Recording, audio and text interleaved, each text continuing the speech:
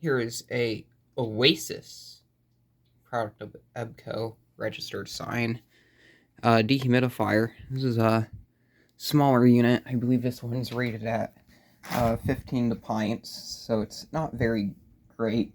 This unit had a installation date of 1970.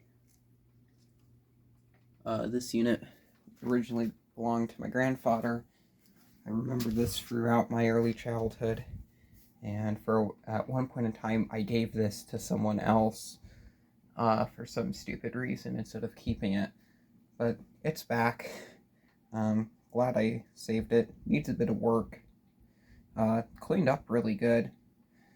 I want to repaint this grate here on the front. It has a Morel electric unit bearing motor, like what would be seen in a refrigerator, and I believe it has a really early Embraco compressor. The coils on this are a bit interesting. This is actually the evaporator coil here, and it blows air, sucks air in for the front and blows it out the back. This is the condenser. The evaporator is behind it, and the evaporator on this unit is like a coil style, not like a circular pattern like this, but it's kind of vertical, kind of like that. Actually, you might be able to see if I turn my light on. Remove the bucket and point it up, but it's copper, which whatever copper they used didn't really leak. There's the data plate. This is a model OD200. 19 pints, or maybe that's 18. Here's the wiring diagram.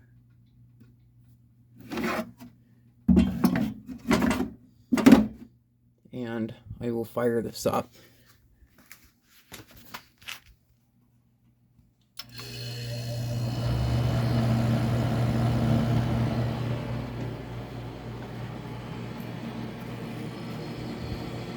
This is the first time this unit has ran, I believe, in 2 months. I was going to say almost a year or 11 months, but we did use it this spring. We did have some water intrusion in the basement.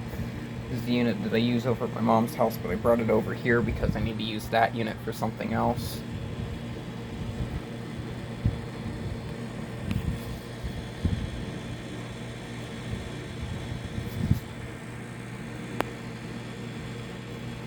This is a very smooth unit, very quiet.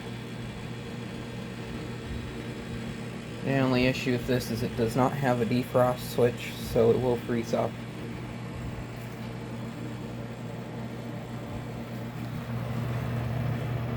It has a constant run setting, but I'm going to have it kind of sit on its very dry setting.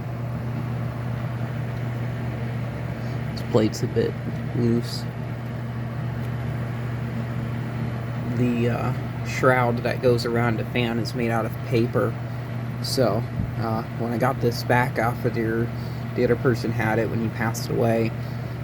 This was used in his garage, and the whole fan shroud on it just started to warp really bad, so I fixed it with some tape.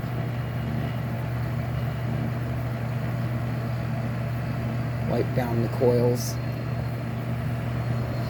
I'll probably have to go through and wipe those down again. This, I believe, was an incandescent light instead of a usual neon light like what is normally used for the bucket full indicator. So I'll make note of that.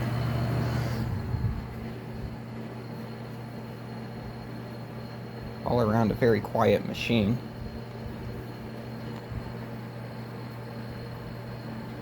I don't think I'm going to cut this one off or wait for it to build condensate because I have other things I need to do right now. But yeah, there's this.